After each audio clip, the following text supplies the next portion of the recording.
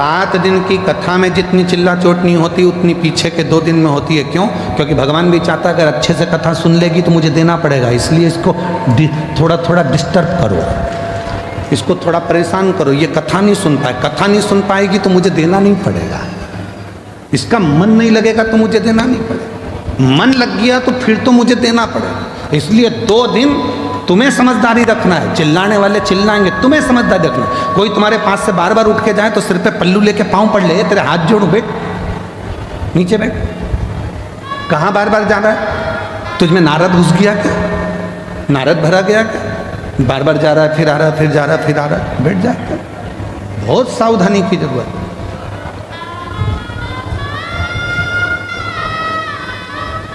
पता नहीं वो तो माघ के महीने में बड़ौदा वालों पर भगवान शंकर की क्या कृपा होना है, इसलिए यीशु महापुराण की कथा हो गई, वो पता नहीं, पर हो गई है, प्राप्त हो रही है, उसको ग्रहण कर लो। जितना ले सकते हो ले लो, जितना बटोर सकते हो बटोर लो। पूरे कथा के बीच में बाबा से अपने मन की बात का स्मरण करते रहो, बीच बीच में उसको याद करते हुए तुम्हारे चित्त को, आनंद को उस परमात्मा से जोड़ते रहो। लगना चाहिए कि तुम्हारी रोमावली, हाथ की पाँव की रोमावली तुम्हारी खड़ी हो रही है, वो परमात्मा तुमको मिल रहा, वो पर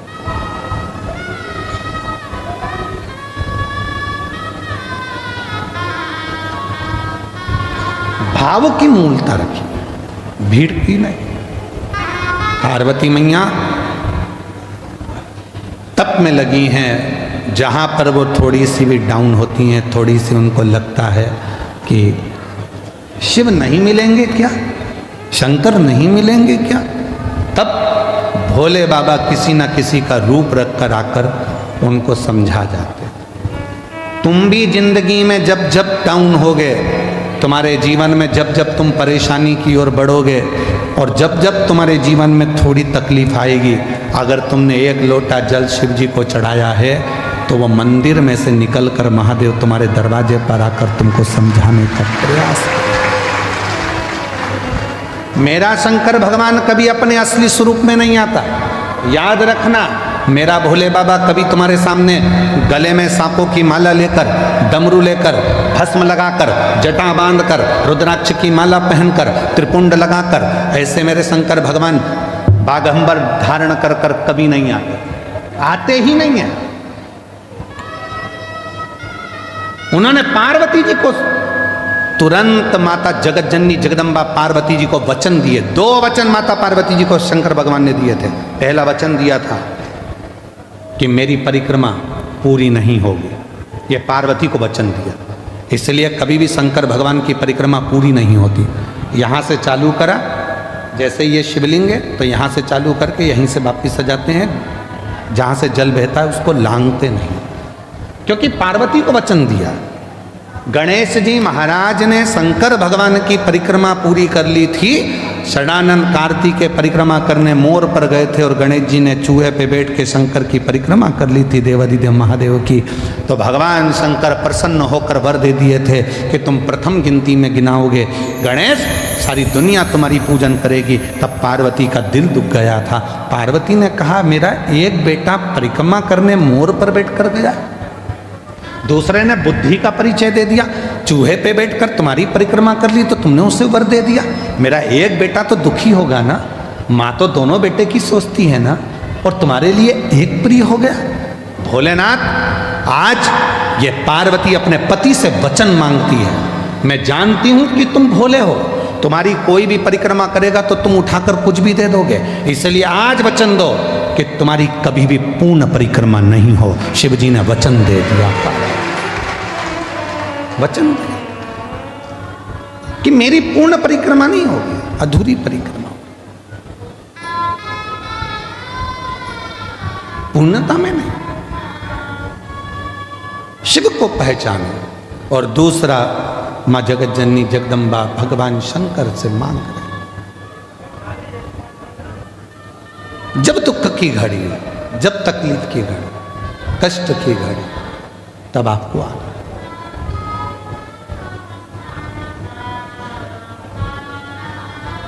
इस रूप में नहीं,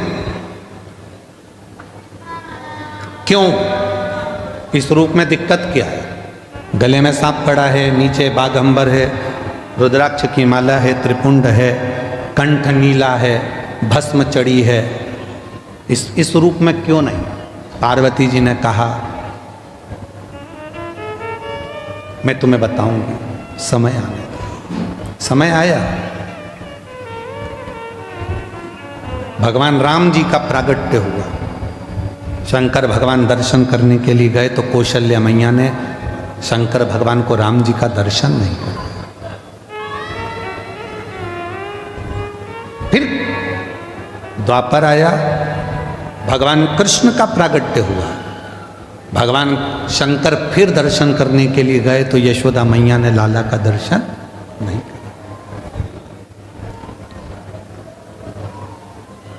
वो आप लोग एक लाइन गुनगुनाते, श्री कृष्ण के दर्शन करने चले सदा शिव गोकुल में, गली गली में शोर मचावे चले सदा शिव गोकुल में। यशोदा जी ने दर्शन कराया था भगवान को? नहीं। बाबा तुम्हारे गले में सर्प है, मेरा बच्चा डर जाएगा। बाबा तुम्हारा वेश बड़ा विचित्र है, इसको देखकर मेरा बच्चा डर जाएगा। ना राम जी का दर्शन कौशल्या जी कराती हैं, ना कृष्ण भगवान का दर्शन यशोदा जी कराती हैं।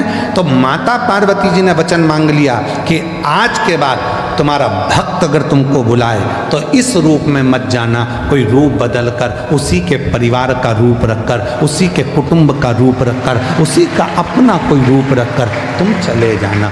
क्यों?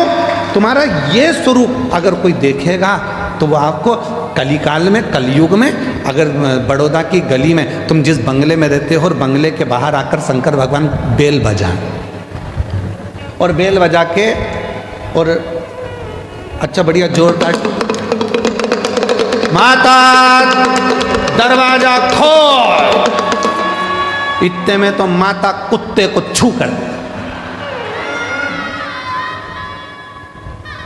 बोलो बोलो, सही है कि गलत है? बड़ी बड़ी वीआईपी कॉलोनी में आप लोग रहते हो, बड़ी वीआईपी गाड़ी में आप लोग घूमते हो, जरा विचार करिए, चौराहे पर अगर कोई मांगने वाला आ जाए ना तो तुम्हारी गाड़ी का कांच तुरंत चढ़ा लेते हो ऊपर, वो थपथपा रही है। अब जरा विचार करिए कितनी विचारणीय बातें हैं। तुमने गाड़ी का कांच चढ़ा लिया,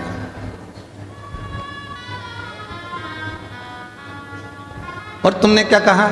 मैं जब जब यहां से निकलती हूं ना, ये रोज भिखारियों ने ऐसे ही मांगने आते हैं। तुम तो इंसान थे जो तुमने गाड़ी का कांच चढ़ा लिया और रोज रोज मंदिर में जाकर भगवान भगवान, एक आध दिन भगवान कांच चढ़ा लिया तो वो तो तुम इंसान थे, उसने चढ़ाया तो फिर। अभी छत्तीसगढ़ में एक कोई मंत्री, अब तो नहीं है वो मंत्री, पर उन्होंने बहुत बड़ी बात कह दी थी, उस पर हमारी बात पे कटाक्ष भी हुआ। उन्होंने कहा भगवान को भोग लगा, भगवान को तो राजसी ठाट मिलता है, भगवान के तो कपड़े बदले जाते हैं, भगवान को चांदी की थाली में भोजन मिलता है, भगवान तो भगवान है, खड़े रहते हैं। तो हमने उससे कहा कि एक काम करो, हम भगवान को हटा देते हैं, तुम खड़े हो जाओ, तुम खड़े। बहुत कठिन है महाराज। ये प्रसंग भी एक बार आया है। एक भक्त ने भगवान से कह दिया था, तुम कितने आराम से रहते हो, पंखा चलता रहता है, बढ़िया बढ़िया कपड़े पहन के आशीर्वाद देते रहते हो और मुस्कुराते रहते हो, सोने के जेवर, सोने के आभूषण, चांदी के बर्तन में भोजन, लोग तुम्हारी आरती उतारते हैं। एक दिन भगवान ने कहा कि तू खड़े हो जा मेरी जगह, हाँ, अगर मुझ में सुख दिख रहा है तो तू खड़े हो जा। तो कौन सी बड़ी बात है, हटो। भगवान हट गए। मैं जैसा खड़ा हूं वैसे की वैसे खड़े हो ना। थोड़ा सा मुस्कुरा, और थोड़ा मुस्कुरा, हल्की सी स्माइल और दे, बस ठीक है। बिल्कुल एक जैसे पांव रख, सामने देखते रहे, बस इसी खड़े रहे।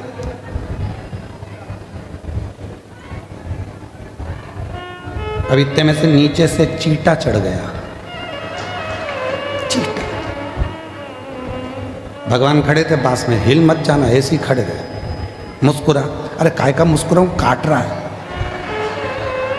भगवान बोले हम भी तो मुस्कुराते, मुस्कुरा। फिर एक आई, भगवान मेरी बहू को छोड़ा दे देना। ये पीछे से बोला इतनी बेकार है, इसको तो कुछ मत देना। भगवान बोले चुपचाप खड़े रहे।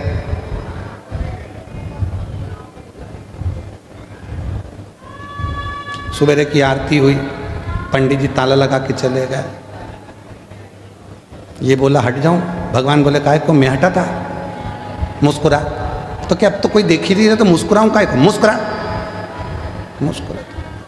शाम को पंडित जी आए, उन्होंने फिर आरती मारती करी, चांदी की थाली में भोजन ला के दिखाया। भूख लग रही है। भगवान बोले मैं खाता था, बस देखता था, देख ले, खाने को नहीं मिलेगा। मुस्कुरा। 2 दिन में चक्कर खा के नीचे गिर गया। भगवान के चरण पकड़कर बोला मैं इंसान ही रह सकता हूं, तू भगवान ही रह सकता। मेरे बस की बात नहीं है दुनिया के दुखड़े सुनना, ये मेरे बस की बात नहीं है। मैं मेरे बउओं के दुखड़े सुन लूं, परिवार के दुखड़े सुन लूं, वही काफ़ी है। तेरे पास तो दुनिया के इतने लोग आते हैं, दुखड़ा रोते हैं, और तू कितनी कृपा करता है तो भी मुस्कुराता रहता है। भगवान कहते हैं मैंने दुनिया में सबको मुस्कुराहट दी है, केवल प्रसन्न रहकर दुख कटता रहता है, दुख कटता। और शिवजी ने पार्वती जी को भी यह प्रसंग सुनाया। एक बार तुमरुका जी आए और तुमरुका जी ने आकर कहा कि ब्रह्मा जी को सृष्टि की रचना का भार आपने दिया। शंकर जी बोले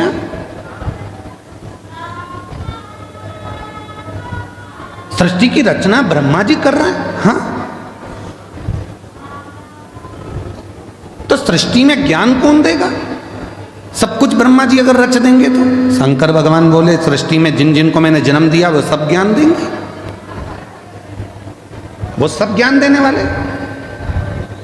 ज्ञान तो हर एक जीव से मिल जाता है, बस लेने वाला चाहिए, केवल लेने वाला चाहिए। ज्ञान तो कभी भी प्राप्त होता है।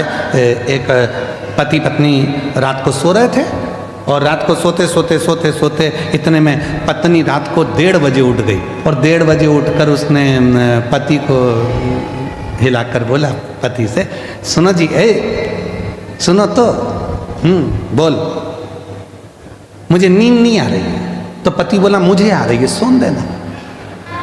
नहीं, सुनो तो, बोल, मुझे इसलिए नींद नहीं आ रही, मान लो अपने कोई पप्पू हो गया तो कहाँ सोएगा। पति बोला कैसी मूर्खों जैसी बात करती है। पति थोड़ा सा नींद में था, इधर खसक गया, बोला इधर सो जाएगा, सो जा। पत्नी सो गई। 2:30 बजे फिर उठ गई। पति को बोला उठो। पति बोला अब क्या हुआ? मान लो अपने को एक पप्पी हो गई छोटी सी, तो वो कहाँ सोएगी? पति और खसका, इधर सो जाएगी, मेरे को सो जान दे, सुबह ड्यूटी पे जाना है, तू सो जान दे। पति और खसक गया। 3:30 बजे फिर जग गई। उठो। पति ने पूछा अब क्या हुआ?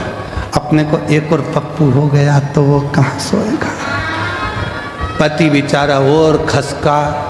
अब पलंग तो पलंग है, कोई शासन की रोड थोड़ी ना कि खसकते जा। खसकते से पलंग से धड़ से नीचे गिर गया।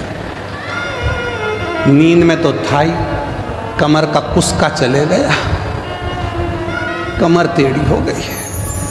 पति बोला अब तो सो जा। पत्नी सो गई, पर पति को नींद नहीं आई। उठ गया। एक बैग तैयार करा, पत्नी सवेरे से उठते से बोलती है गुड मॉर्निंग। ये तो बताओ रात को इतनी अच्छी बात कर रहे थे, अभी सुबह सुबह कहाँ जाने की तैयारी कर रहे हो? पति ने कहा रात को मात्र पुत्र की कामना करी और कमर की हड्डी टूट गई। अगर वो पुत्र पैदा हो गया तो ना जाने कौन कौन सी हड्डी तोड़ेगा। इससे अच्छा है मैं तो जाऊं और गिरनार के पर्वत पर बैठकर भगवान शिव की आराधना करूं, दत्त की आराधना करूं। ज्ञान कभी भी पैदा हो सकता है, ज्ञान कहीं पर भी प्रकट हो सकता है, बस उसको लेने वाला चाहिए। और भगवान शिव कह रहे हैं तुमरुका जी से, प्रकृति में ऐसा कोई नहीं है जो हमको ज्ञान नहीं देता। चिड़िया हमको चहकना सिखाती है, मोर हमको नाचना सिखाता है, कोयल हमको गुनगुनाना सिखाती है, गाना सिखाती है, नदियाँ हमको सिखाती हैं कि हमेशा निरंतर चलते रहो, बढ़ते रहो, पीछे मुड़कर मत देखो, पर्वत सिखाते हैं कि तुम्हारी उन्नति तुम्हारे हाथ में है, मेरे जैसे विशाल बन जाओगे, बढ़ते रहो, समुद्र तालाब सिखाते हैं कि जितना मैं गहरा हूं उतनी जिंदगी में तुम गहराई को धारण करो, पृथ्वी सिखाती है कि धैर्य रखो। संसार में जितने जीव जंतु हैं, संसार में जितने भी जीव हैं, वो सब हमको सिखाते हैं। जो निर्जीव हैं वो भी सिखाते हैं, वो हमको सिखा रहे हैं, पर हम सीखने को तैयार नहीं है।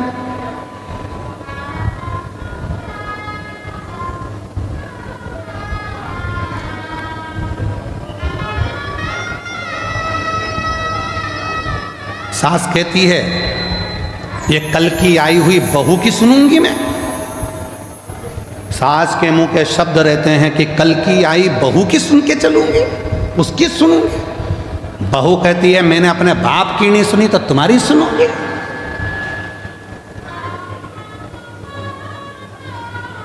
बेटा कहता है मैं तुम्हारी नहीं सुनूंगा ऑफिस में। बाप कहता है मैं बेटे की नहीं सुनूंगा, मैंने पाल पोस के बड़ा करा है, दुकान मेरी है, व्यापार मेरा है, मैं नहीं सुनूंगा। बेटा कहता है मैं बाप की नहीं सुनूंगा। दोस्त दोस्त से कहता है भाई मैं तेरी सुनने वाला नहीं हूं। समाज के लोग एक दूसरे से कहते हैं समाज में हमारा भी वजूद है, हम नहीं सुनेंगे तेरी। कोई किसी की सुनने को तैयार नहीं है तो क्या सियोर वाला महाराज सुनेगा? कोई किसी की नहीं सुन रहा, सब अकड़ में मैं नहीं सुनूंगा, मैं नहीं सुनूंगा, मैं नहीं सुनूंगा, मैं नहीं सुनूंगा। कौन सुनेगा? किराया दे दिया करो, सियोर वाला महाराजा जाएगा, बड़ौदा में सुन के चले जाएगा, उसमें क्या दिक्कत? एक सुनने वाला भी रख लो जो तुम्हारी सुने। अकड़ को त्याग दो। शंकर भगवान ने पार्वती को अपना बनाने से पहले कामदेव को जलाकर भस्म कर दिया, क्योंकि जहां काम होता है वह अहम भी आता है। जहां काम होगा वहां हम आएगा। किसी किसी के मन में विद्या का अहंकार हो जाता है। लंकापति रावण को देखो ना, उसने भी कह दिया था मैं विभीषण की सुनूंगा, विभीषण की, ये मुझे सुनाएगा। फिर एक दिन कह दिया ना ना तुम चुप रहो, मैं तुम्हारी भी नहीं सुनूंगा।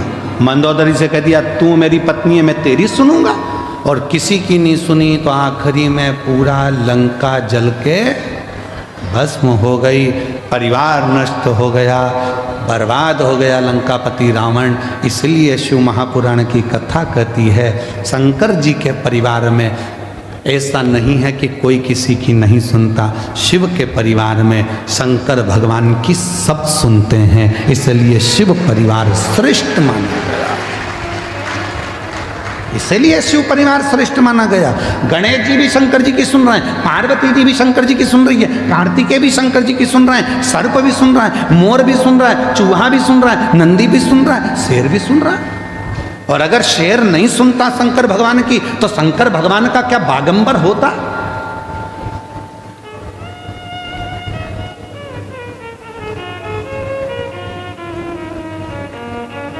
शिव जी क्या बागंबर पहनते?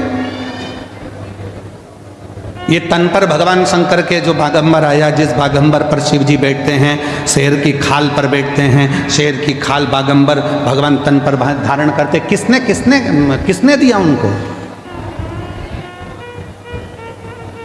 एक दिन पार्वती जी बोल दी भगवान शंकर से, चौसर खेलना है। शिव जी ने कहा खेलो, आओ चौसर खेलो। अब पत्नी है, धर्म पत्नी है, बैठ के बातचीत चले, दोनों के विचारों का आदान प्रदान हो।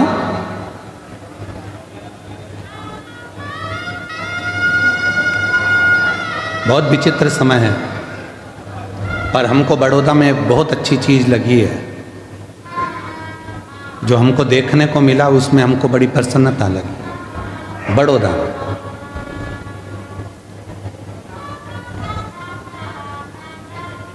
बड़ौदा में एक एक नारी, एक एक जीजी, एक एक बहन, एक एक स्त्री खाली नहीं बैठी है। कुछ ना कुछ काम भले वो घर से कर रही है, चाहे बाजार से कर रही है, पर वो पति के साथ कदम से कदम मिलाकर आगे बढ़ रही है। ये भारत की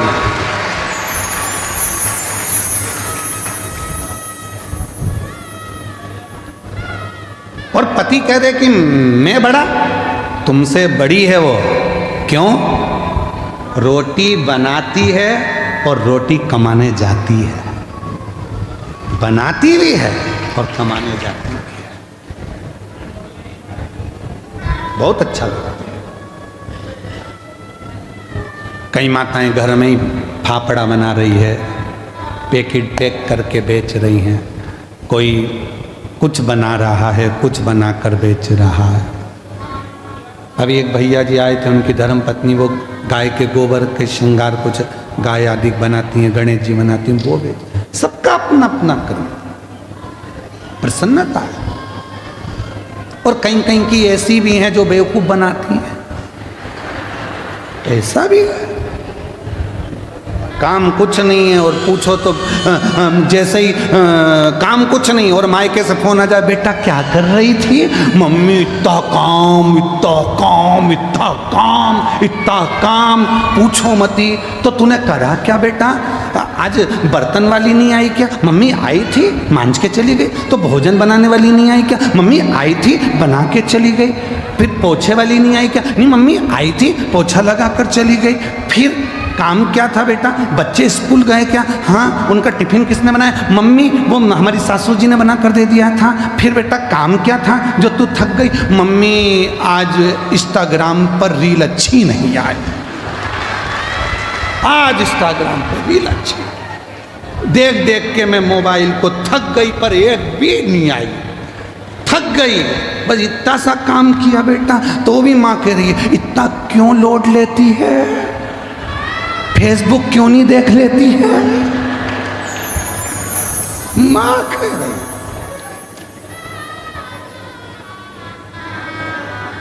हे भगवान,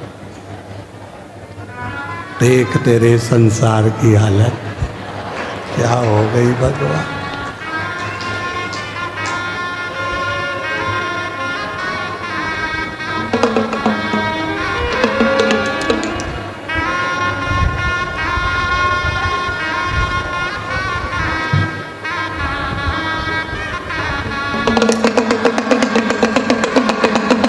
जाग जाओ, मौका है, जाग। ये मौका बार बार नहीं आने वाला, अभी भी मौका है, जाग जा। थक गए। मैं बड़ौदा की मेरी जीजियों को बहुत बहुत प्रणाम कर कर कहता हूँ, मेरी जीजियों, आज तुम्हारा भाई इस कथा के पंडाल से बहुत खुश होकर जा रहा है कि मेरी जीजियाँ रोटी बनाती भी हैं और रोटी कमाती भी। मेरी जीजियां रोटी बनाती भी और रोटी कमाती भी हैं, कदम से कदम मिलाकर साथ चलती। आज मेरी बड़ौदा की जीजियों को देखकर खुश हूं। आज लग रहा है कि मेरे जीजाओं का साला हूं। आज दमदारी है, प्रसन्नता है, आज अच्छा लग रहा है। अब तो तुम्हारी सास भी बुराई करेगी तो छाती तान के कह दूंगा मेरी बहन से मत बोल दियो। दमदारी है। उसने रोटी बनाती भी है और रोटी कमाती भी है। इसलिए मेरा निवेदन है कि कोई भी स्त्री को, कोई नारी को, और तुमसे क्या चाहती है, क्या चाहती है? केवल 2 शब्द सम्मान की। जितना तुम अपने बेटे से कहती हो ना, बेटा बहुत भूखा होगा, प्यासा होगा, ऐसा बहू जब नौकरी कर कर आए ना, उससे भी कह दिया करो बेटा आज तू थकी हुई दिख रही है, कोई टेंशन है क्या बेटा? उसको उसकी माँ की याद नहीं आएगी, सास ही माँ बन जाएगी तो उसकी जिंदगी खुश है। तुझे तकलीफ है क्या बेटा? मीठे 2 बोल चाहिए, मीठे तो, और कुछ नहीं। और मेरा बहुओं से भी निवेदन है, तुम्हारी सास को भी तुमसे ना धन, ना दौलत, ना संपदा, केवल उसको शुरू से उसको सम्मान मिला है। इसलिए 2 शब्द सम्मान के दिया करो तो वो बुजुर्ग माँ बाप भी आपके अपने। सम्मान, आदर।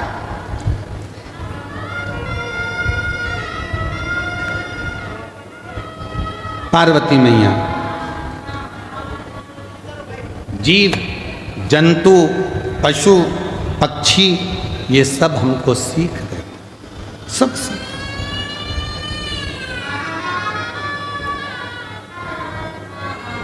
ऐसा कोई नहीं है जो हमें सीख ना दे, बस लेने वाला चाहिए कि हमको उससे कितना ग्रहण करना, हमने कितना प्राप्त करना, हम कितना लेना चाहिए। और जितना जितना आप उस आनंद के साथ उस जीव से सीखेंगे, सीखना चाहिए, ग्रहण करना चाहिए, रखना चाहिए, पर हम ले नहीं।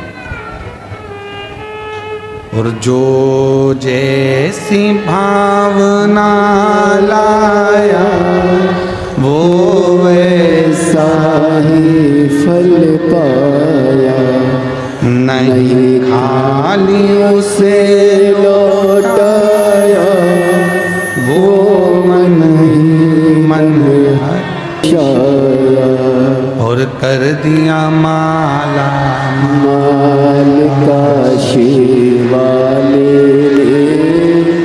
लुटा दिया भंडार काशी वाले, लुटा दिया भंडार काशी वाले, कर दिया माला माल काशी वाले। अपने आप को हमें सुधारना। शिवजी आप इस स्वरूप को धर कर मत जाना, दर्शन नहीं मिलते। यशोदा जी ने आपको दर्शन नहीं दिया कृष्ण, इसलिए शंकर भगवान अपने असली स्वरूप में नहीं आते,